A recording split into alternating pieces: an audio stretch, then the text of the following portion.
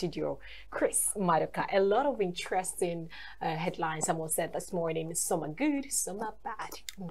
But what's your take? I would want to get the one that is most interesting to you this morning. Good morning, by the way. You're looking good. Good morning. Good morning, Belinda.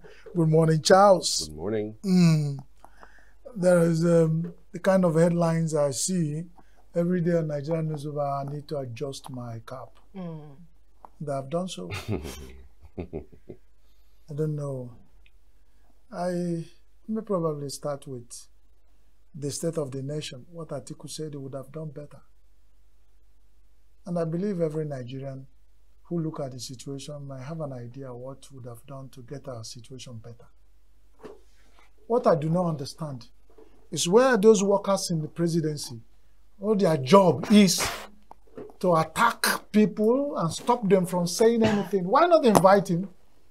Let's have details of what you have done better. Why did they think they have the monopoly of wisdom that have brought us to this hardship?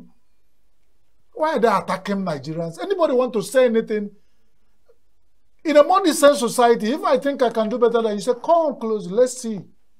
And that's government of inclusion. I do not just, is the only thing they have is to reply to every response? And remember, dogs only bark at things they don't understand. That's the way I see those people walking in. Why are they barking at everything? If you don't understand anything, call for understanding. Let's talk. Yes, this economic policy, it might be difficult for people working in presidency, but they don't just get distracted when everybody says, I have an idea. You attack it. How many people are they going to attack? I don't see it as an approach to solving our problem. It's totally crazy. That means if you remember how you are going to be attacked, everybody keep quiet, and we find ourselves in this doldrum. Atiku, former vice president, yes, said that he would have removed the subsidy gradually, not in the manner that has been done by over 450% since he started started his administration. You have the details and beyond that, they said that he was vice president at the time when Obasanjo was president. He was the head of the economic team of Obasanjo at the time, and he made a mess of the privatization of companies at that time, government companies at that time, that he bought those companies through proxies, that he isn't the best person to start talking about what did have done. Charles, I think I disagree with you. I think I disagree. It's not me. Like I'm trying to tell you. I disagree with whoever is pushing that point. If Atiku led the BBE, was he the only people in Nigeria that bought? Let them come and face Nigerians and tell us who are the high stakeholders in all the public enterprises that they sold. And we're going back to that. Is that why he should not say anything? He messed things up. Who among them do not mess things up there? How many people who have been working since 1960 Nigeria came that are in this government? What have they not messed up? If you mess up and you think that this time, you come closer, we not say, this cannot work, this cannot work. This is the reason why it cannot work. But they don't become attacking dogs. Is that not why they are there? And we are suffering. It makes a mess of the whole thing. That's my approach. Everybody said, and I said it here, I didn't even know Atiku said. I've said it on this day that it was too hard a dose for us to remove subsidy in one go. I've worked with development organizations, and we're talking about water reform. I work with a team that have done water reform in some states. He said, you, government, do not just allow water corporations to be on themselves and make all the money. People will suffer. What you do is begin now to put them on the level of enterprises, that corporatization. They begin to survive. You giving them, subsidy or support. Withdraw it, gradual withdrawal. If you are giving them 100 naira before, the first 2 years, you give them 80. And they start seeing the reality. Before about 6-10 years, you pull your hand and said, and I'll set you free. You don't just wake up. Somebody on very high dose of those people who are working with reforms will tell you, in all manner, even people who reform people who are drug addicts, they will tell you, you do what you call gradual withdrawal. Because you do it once, you have crisis, and this is the crisis we have. We found that oil subsidy was removed so much in a hurry, and once there's no back plan, nothing. It's a difficult decision for any president in Nigeria to take. Nobody is even saying you have taken the decision. We said the manner it was taken, and somebody can't say it as a Nigerian. A politician said, with the beauty of democracy, the majority will have their say. Or everybody will have their say. Majority will have their say. Minority will also have something to say. Majority may have their way. But in this case in Nigeria, it's not. You find majority saying so many things, but minorities keep having their way, and it's painful. 36 governors said, think back on tax reform. The president said he wants to implement tax reform. Is that democracy? We are saying, okay, let's go back to drawing board. Why do you say we shouldn't do this? By the time you do brainstorming, then they're saying our people, they represent people. And they're saying this cannot work now. Not with all we have on our plate. And if you are projecting, and something very close to that, when he said presidency projecting 44 trillion in tax return, and the governors are still against it. I saw where it said 44 trillion. That's the projection of the government. If you are projecting that much, and you want to, that's why you want to force everyone to swallow tax reform immediately, why not a gradual way? Why are you behaving as if there's no tomorrow? Is it the chop and die? I don't understand that approach. Because that's at the point where Nigerians will say, we thought you are president, you have our welfare in your mind. But the way you go about it is like do or die. You know, some people are not actually only talking about the fact that the subsidy was removed from the fuel. Others are saying, why can't he bring an alternative? Why can't he subsidize the prices of goods and services in the market? Even if the price of fuel is just being removed automatically in the way it was, not gradually. At least let there be an alternative way that let's go and subsidize prices of goods, for instance, in the market, and then it's going to complement. What we are saying is all the result of hurried decision the president made. It was hurried. It was. They didn't think it through. At the point the presidency was taking it, he had no team on the ground. We remember how long it took him to form his team of ministers, appointees, and he was just single alone, took the microphone to accept presidency. Nigerians had voted him, and this is the gift he gave us back. And since then, we have not come out of it, and that's what we are saying. So it's not about this again. And you're coming with tax reform. People are now shouting, you said, because you targeted 44 trillion revenue, and reps, and everybody's opposing to that review. You're still insisting. Call them to conferences, talk, discuss, send committees, let them even see why you have to take this decision. But you don't just sit one place and think you have monopoly of knowledge, everyone, nobody should talk. Once you say it and it's those who say nay, you will say, get the ones who say nay to kill. Are we in Nigeria practicing democracy? Are we in what some people said is banana republic? It brings to cost to a lot of questions that running through our minds. The presidency need to really clear this thing up. 4 marketers spent 833 billion naira on fuel import. God. What refinery can this money build? Only 4. 833 billion naira. We don't know how long this has.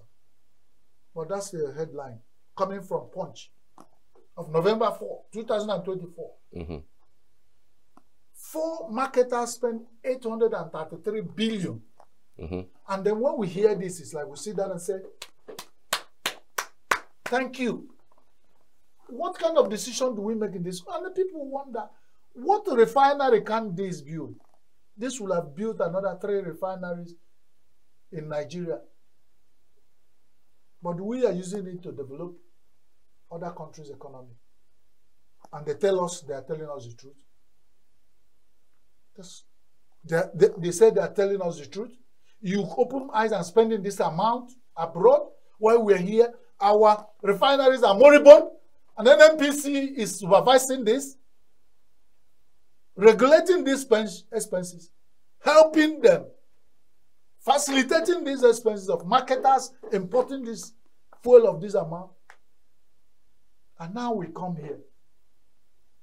We have a refinery in Nigeria. We still sat, we're talking from both sides of our mouth, still telling the people lie, we're deceiving them. What is the problem? That as Nigeria, God has blessed Nigeria with this oil. No matter how you turn it around, there must be a difference. My people talk. Pepper will always be hotter in that mortar that is grounded. Yes. Nigeria is Okoagwal petrol and oil and gas. And people in Niger Delta will tell you, scratch the ground small, you get this product. And that's why the whole environment is messed up. Beyond the fire refineries, those are the young people who are trying to survive. The established one of Shell of the olden days and all the crude oil exploration in Niger Delta has kept that environment. Why is our blessing a curse? We have spent this, and now the same marketers are coming back here, talking from both sides of their mouth. Thank God, as at this morning, what we have been crying for has come out. So if we 990 naira to trucks, 960 naira to ships. Why? Okay, we're still expecting Dangote to tell us how much he now tells to those truckers who go from Nigeria. Because are you saying if you put your truck and pick it at 3,000 liters, you times it by 960, what amount? What are that amount? 990 naira per liter. And then 960 to ship. If you want to take ship, you load it and take it abroad. It's cheaper than selling to Nigerians. That's why I said it's endless run of the low cost. Cycle of doom. We don't know who to trust anymore. And there's no need wanting to trust anybody because we now become clear what this is all about. It's just blood and sweat of Nigerians who want to drink and smile to the bank. Good luck to you. Nobody is going to talk about it. What I've said, because I think we have shouted so much about bringing down oil price. I am now a campaigner of increase the price. Sell per liter, 5,000 naira. Everybody will be comfortable. Why putting out on this front and back?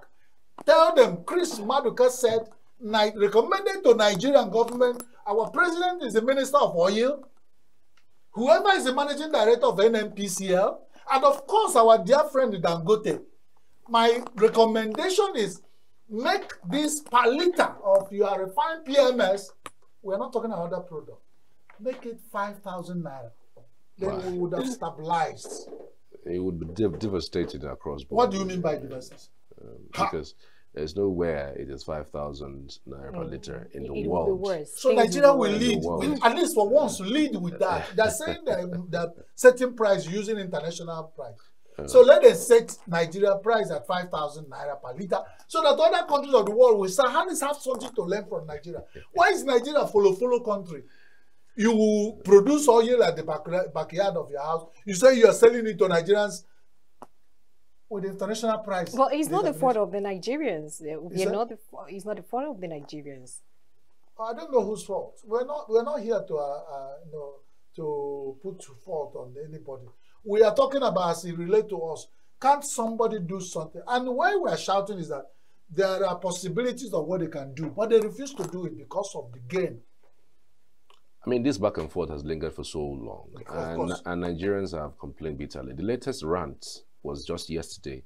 Dangote saying that anybody who is buying lower than or importing fuel lower than what it sells, it means the person is importing substandard product. So many Nigerians have actually slammed that because before his refinery, these marketers were actually importing fuel and it was cheap.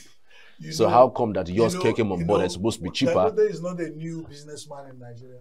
We have known that he thrives on monopoly. For them to rush to say that people are hiring warehouses around depots in Nigeria to blend substandard. So you would have done your own. And after about 3 months, it's only today we have had for the first time how much you are selling, which is still on the very high side. Yes. So, mark my words, whoever is listening, if you can come and I have warehouses where you can blend substandard fuel, sell it to us as far as you can kickstart our vehicles. All this trash they are talking about cannot work. You see what is it? So he has now been exposing his monopoly plan and that is actually what you don't know between NNPC, the marketers, the Dangote we thought we have our hope on. This is where he has kept us. What I am not supporting is they should find a way of getting him, because they're giving him crude at Naira price, to bring the price of what he refines down. But importing all these reasons why they cannot buy what we are producing here is the same reason why they just don't want the price of fuel to come down. Charles, tell me, will imported fuel in Nigeria without subsidy and nothing, do you think the landing cost will be less than 990 naira? I mean, the marketers have come out to say that even the imported fuel is cheaper than Dangote. That's why nobody went to Dangote to buy. So how would this possible that the landing cost has now disappeared? And I don't even understand the maths, because NNPC the other time, you know, Dangote and NNPC was having this back and forth, Dangote came and said they sold 15% lower than what Dangote had told the world that they bought from Dangote. NNPC had at that time said they bought at 900 and something. Dangote said it's a lie, that they sold lower, which was around, we calculated 50% lower, it was around 720 or so. And now, all of a sudden, NNPC says it's no longer going to do middleman work. We withdrew. He said marketers can go directly. We knew that back and forth that went round. And then the marketers now started buying from Dangote. All of a sudden, as marketers started complaining that they stay in Dangote for 4 days, that they shouldn't be doing that. They wanted to check with outside, you know, outside. And then all of a sudden, these marketers are coming back to saying that the one that they import is actually cheaper than the one that is refined here in Nigeria. The funniest thing is that they're still important, and we still buy at the downstream 1,400 on the average. That's my concern. It's not supposed to be so. That is it. It's not supposed to be so. Who is telling us the truth, Charles? There is total confusion of dog eat dog, and it's not good. That's our concern. Is it the marketers you will now want to carry all your heart and give to? I'm sure they will load it inside their tanker and go and offload it somewhere. A staff of NNPCL was caught in Nigerian Delhi yesterday selling 10,000 liters of fuel. The security men caught a Nigerian, a staff of NNPC. It's on record. So you now see which way in Nigeria. Marketers said they cannot buy from Dangote until NNPCL clears them. You start asking yourself, every day you want to talk about this, you get confused. You open your mouth, you won't know where to start saying anything. And I believe Nigerians are watching this. That's why I came with my own part, because the thing has come out with your own. My own is that increase the fuel price to 5,000 naira per liter. When you get to that, these people will have enough of our blood in their bank, and we won't hear these stories. You will even have our blood in their depots and tank farms. they will be pumping it out to whoever. Then we can even export it. Nigeria will be better. But as we are talking now, I do not have any trust on NPCL. I don't talk any single one on Nigerian totals or marketers or EP man or EP woman. I don't have any trust on Dangote himself because they are talking from both sides of their mouth for a long time, and we are still buying at this high price. And the more they continue to talk, of course, the Nigeria must run on diesel and fuel. So the more they elongate the talk, it has become like a Nigerian federal government discussing with any labor group. So it will always have deadlock. As deadlock children will be at home, university will be closed, and talks. People who will wake up in their 5-star hotel to attend talks will be going to deadlock talks, and they will come back and be looking for what happened to Nigeria. Woe to any nation that deliberately look into the eyes of their nation, telling lies. They will never come out of it. Because we deliberately, everybody is telling lies to suit himself. And we think Nigeria will get better like that. Charles, you know, a parent will be crying so much, they will think this patriotism of Nigeria is a monopoly. You get to a point, man, and I say, well, I think I've shouted too much. It doesn't work. I will not begin to tell lies. I give deadline. It's not a threat. Because it's me that will be telling lies. And whoever wants to listen to me will go home with the lies. But I think people come out, look at us, 200 million people or more, we're even more, telling us lies. Lies that they don't think about. They just wake up, anything that comes in. Look at what's happening. And that's why we're talking. Let me give you an instance. Just imagine 200 million Nigerians. Remove the ones that are using fuel out of it. Just imagine how much they spend on fuel, how much that goes to somewhere at the back end, to banks, into somebody's pocket a day. So meaning that the more you delay it, every day, just imagine in Nigeria, assuming we are selling 50, we are consuming 60 million liters per day. Add the 1 naira to 1,000, 20 naira in Abuja, 1,000, 30 naira somewhere, and you come to our interior community where they're selling 1,400. Add the 1 naira to it, you will have 1,441 naira. Times it by 60 million. Wow. In one day. That's what somebody is. So they don't sit down, they don't think about the economic policy that will affect Nigeria. They just think about this oil and gas, how much will be added every day, and be sitting down, smiling in the bank, drinking Hennessy, and telling us they are making policy. That is a Yahoo policy. It cannot take Nigeria beyond these things we're seeing. And of course, Nigerians are learning the hard way. Everybody is dropping their car. Some people who can still make it, they would think, we are watching how long they can take it. With this, what is happening? It's terrible. You eat, you then put fuel in the car, children's school fees, rent.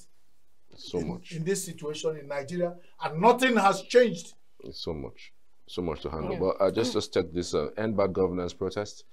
ACF, NHRC, CISLAC, SERAP, other slums, police over trial of minors. I'm sure you must have seen that particular video. You saw the picture, if they show, the picture of the Minister of Humanitarian Affairs, is it the Women Affairs, sharing water to these children. Now, and I ask, the same federal government of Nigeria allow the IGP of police to arraign these children, and then somebody is trying to play Mama Christmas. For the same federal government, is trying to give water to these children to drink. Shame on this nation. Well, I needed to just watch this particular video. I think it was a consult to the federal government stating that these kids are not actually kids, that they are men. And they have wives, in fact. So we'll watch that and maybe have your reaction afterwards. We brought to the court today, all of them are adults. Most of them are married men. None of them is a minor. Some of them are university graduates. The small kids you are seeing here, they came with some of their parents to come and greet their loved ones. They are not even the real suspects standing trial in this case. These boys were arrested in Kaduna and Zaria. Imagine the level we find ourselves now. Do you know how much it costs us to be at this level of a democracy in this country? These young boys are trying to destabilize Nigeria using the Russian flags and other countries, calling on the military to remove our president. Is it fair to even remove the state governors that they don't want democracy again? If you don't like democracy, are we forcing you? You go back home and sit. Everybody is enjoying their fundamental rights. Nobody is abusing their rights. Everybody is enjoying free movement, and everything's are moving fine in the country. These boys, only for no reason, they started protests, violent protests with the flags, foreign flags, Russian flags. Haba, is that what we want in this country? Don't mind the Defense Council. They will always say something to tarnish the name of Nigerian police. It's not true. In my own case, we filed charge against 43 defendants, and all of them were produced to the court today. All of them are adults. Forget about what they are telling you, that they are small children, this and that. Ask the Defense Council, do they truly know the suspect they're defending? All right. And that was the council. That's the council to the federal government. Yeah. And so what do you expect him to say? I'm just saying that. No. He you know, when that's what I'm saying, when people are ascribed monopoly of wisdom to themselves. A lot of people, Nigerian Bar Association, which I don't know whether it belongs to, because such people don't belong to such. He call himself, and this thing he says is going viral, the world. There was this interview I watched on Rise television too, about the Professor Usman. And he was saying that as far as they're concerned, what they're asking for is to release the children. If there are adults among them, you find, who are married to 21 wives, and they have, you can, but the people of the world, he said, when people saw the picture of what happened, this kind of video abroad, they were started calling him Professor Usman. And that's like, Prof, is this real? Is your country has sunk down to this level? And the man was like, I'm going to find out what. And when the guy found out, they said, these children, according to Usman, were caught in Kaduna, Kano, Zamfara, Jos, and they kept there. And from some of the story he said, they were blindfolded, and in the night they moved them to Abuja. Some of their parents don't know where they are. Some are seeing their parents first time, their children first time on when they were arraigned. And then you say, why arrest some children in Kano and then transport them to Abuja for? You know, the federal government and the security organization might have their fears or whatever, but this is something they should know how to handle. Instead of using hammer to kill a mallet to kill an ant. And that's what has brought the underdog status on these children, and everybody is shouting. I guess the FG, council to the FG, you know, Nigeria, there's a particular thing that say, when I say Happy New Year, I say same to you. So as the council to the federal government, if everything he has said here is true, same to him. Let it happen to him and his generation. What else do you want me to say? Because it's what you wish somebody wish. You look at these Nigerians in our eyes, to him they are adults, that they are so old, that they are all married. And now, they should be facing trial of treason. They leave the substance and pursue the shadow. They know the street children in the northern Nigeria, how they live. Somebody, they have not told us who made them, who made these flags and handed over to these vulnerable children. It's one thing they have not, for keeping them for this long, 90-something days in detention without food, and they are fainting in court.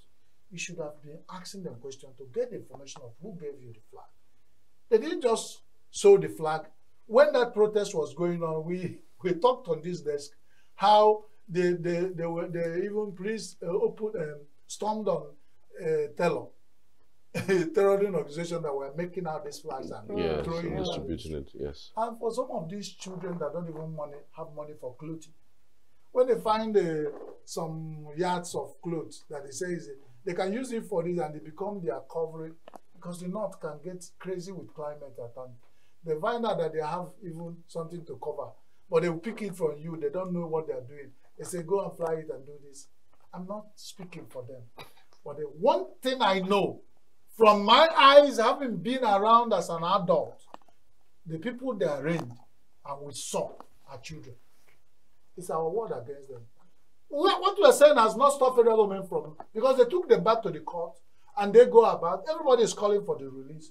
We are saying release these children there because it's bringing Nigeria a very bad name. Find another way of handling the issue, because this protest happened for a long time. By now, you'd have gotten to the root of things that has happened. For us to have that kind of, it became a shock. It has not happened before in Nigeria. But that's we tell you as a federal government that things are changing. When the thing comes, they say when a bird flies dangerously, the hunter will shoot the bird dangerously. I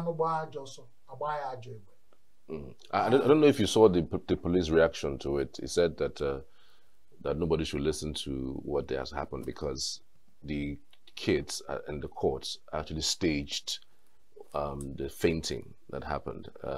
These kids were even kept in custody. They were not well fed. They were malnourished. Supervised fainting of people they took to NAS to give account of stolen money. They fainted and later they sent them free. Are those people still in free? So if the children, like I said, when the big goat is eating the fodder, the small ones are. If these children have learned fainting, for Nigerians, big people who have held positions of authority, ministers and all, and people who are hold director generals of big parastatals in government, MDS, and if they faint in court, will it become news? Dino Melaye. Who are those ones? There's one that they were just saying, in a small time you do this in court, and they were saying loud, stop your microphone, whatever. I remember, I can't tell, but those things we have watched, I can play out in my, not only the one that had a viral video of where he was being rehearsed in the hotel room, and immediately after he came to the court, fainting and doing this, the next day he find him leading prayer. So fainting is not new, so don't give it to the monopoly of the children if they learn to faint. But what we are saying, they are children, and if they learn to faint, good. Let it happen to you. Let people who are related to you be in that position and faint. Because anything we are saying about these children, because they are the future. Whatever happen, you know, we are here sitting down when I talked about Libya and advise the Nigerians should handle it cautiously. Look at what's happening. Yeah. The same children, I said, why are we perpetuating wickedness in Nigeria? A child will go through this. Tomorrow he will come out. If he joins terrorist group, you will blame him. Because the way Nigerian treated him at this point makes him an easy prey. He can, anything you tell him against Nigeria, he will buy it. Have Nigerians thought about that? Why didn't they, if they told us that they're doing what they call the, reformation for even the terrorists and bandits that have repented, why don't you think you put these children into a reformatory school or a center and begin to talk to them, tell them why Nigeria is going what is true, that even when they're hungry and hardship, they should know how to trade and not run into problems. You arraign them, and you're now in defense. Everybody is defense. Why is the Minister of Humanitarian Affairs sharing water to them? If they are treasoners, or whatever you call them. Why are you visiting them in jail to start sharing? What are you trying to achieve? To show you are Mama Christmas? When the federal government, your principals have condemned these children and said they committed treason, and the council to the federal government has placed the word press to say that they are adults. IGP said the law is following. This is the first time I'm hearing IG talking about rule of law. Whatever. But 90 million flies, Arewa, ACF, Nigerian Human Rights Commission, CISLAC, SERA, and others are saying release these children. Release the children because you are using double barrel to harvest your plantain. You will see the person losing. Let God help. The ones you have arranged, let none of them die. That would have been another devastating news, really. Exactly. There's something that occurred to me. The other day we were celebrating the Asagba of Asaba. Azinge, the renowned scholar of law, I passed through all the cultural selection process. And now what we hear is fierce legal battle looms that over Asagba stool. And I said that they carry desert sand, they go to Sahara Desert. Azinge, who is sitting there, is senior advocate of Nigeria, and they may have known all the legal implications. So I think whoever that is giving Asaba stool of Asaba is renowned. This is the first time. So I advise the people of Asaba, the dear people of Asaba, because they are historical and cultural and legendary. They shouldn't allow the stool of Asaba to be messed up. And it already messed Temple of Justice of Nigeria, because whenever two elephants are fighting, the grass will suffer. And when two brothers are fighting, go bring the outside person, the enemy too. He will side one person to kill the other. And when he finishes, it means that his enemies are now few. He will turn against and kill you. So there's nothing you will do for your girlfriends. I'm interested in that proverb. You can't do anything to your girlfriend's son for the person to call you daddy. So let the Asaba people watch out this legal battle looming. If they have so much money for legal battle, they should go and use it to establish Asaba Foundation in Asaba. And then let these young people in Asaba who want to study law go and use that money to go to university, study law, or any other course of them, instead of going to dash it to some lawyers in the case of fighting Asaba. Now, Libya, is beginning to arrest Nigerians. I've said that. Over the CAF verdict against them. I mean, it's unprecedented, really. People have different ways of solving problems. They're not thinking like you. I've said it.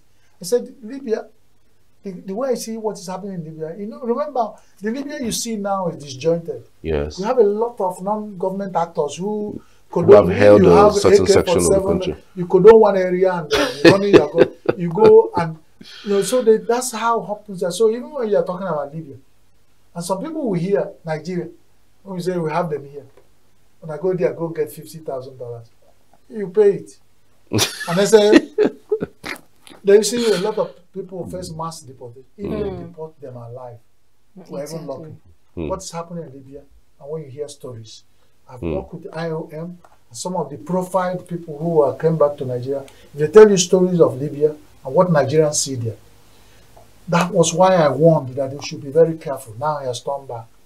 And what it means, any man who uses fake dollar to do Christmas, to celebrate Christmas for his mother-in-law, it's what he gave her to take. That's what Libyans are telling him. Should be $50,000. They want Libya to pay it. And we have over 5 million Nigerians in Libya who are struggling. Is it up that much? It might not be up to. But just imagine the ones that have come back and the ones that are there. The Nigerians have data. We don't have data. Let the immigration, because they did not immigrate the right way. They immigrated the irregular way. Don't be surprised we have over 3 million Nigerians there. Let us really? Yes. Wow. If they doubt me, let them go and try to find out. Nigerians in Libya are so much. Well, what's the attraction for Libya? The attraction was it was a confused society. So a lot of people were going there to work. A lot of people were going there. A lot of women. You find a lot of women in sex slave business, and they get their money because that country is like some religion of the world. That people say even if when they're doing the biting, they still follow some principles. So it's like if I bring you, or like other people, if I get you into sex trade, and I won't even pay you. But there, in Libya, if you are just doing the thing, you'll be getting your pay. It's only when you run foul or you run into another counter. It's like a country ruled by cult groups. So they disjointed. Nigeria, I warned, should have diplomatically handled that situation. But it is not Nigeria's fault. Is it Nigeria's fault? No, but you would have said you have somebody, you moved it to the point where CAF felt that Nigeria is important to CAF. Now they want to sacrifice Libya. And now Nigeria, knowing that you are big brother Africa, knowing the eyes of the world on you, you do not consider that you are living in a glass house. Incidentally, it's football. And their house in Abuja is called Glass House. You live in Glass House and you throw stones. It is coming back now. Where is CAF? Will CAF go and stop them from deporting, mass deportation of Nigeria? Nigeria's foreign ministry would exploiting them or forcing them. Some of them have been killed for what they did not know. Nigeria's foreign ministry should be the ones to take care of that. And that's what you're saying. Should be. That's always the ideal. Should be. Have they done it? Has the Commission for Diaspora said anything? Have they profiled Nigerians who are there? What conditions they are? Will they even have what? Do we have Nigerian embassy in Libya? How effective and functional is it? And who have access to those embassy? There are so many disjointed things that whenever we're taking decisions, it's not cowardice. It's not cowardice. There's certain battle I notice that if I get into it, I will lose. I will diplomatically withdraw. That's a way. Now that's diplomacy. You must know what your father kept. Your father and your mother, your parents have at home. Before you go for moonlight play with other children. You know, you're the woman play making noise. Hey, uncle. When you come back home, you don't have food.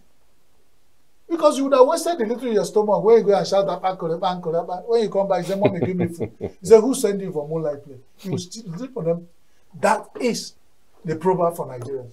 Nigerians, when next you want to go for moonlight play, ask, what do we have? Who and who will they affect? Because you don't just close my eyes and throw stone into the marketplace. You could hit somebody, you know. That is a very dangerous approach to diplomacy and things that they do with diplomacy. All right. Thank you and God bless Nigeria. It's another day. Thank you so much, Chris, for your insights onto this program. Thank you. All right, we'll be right back after this for another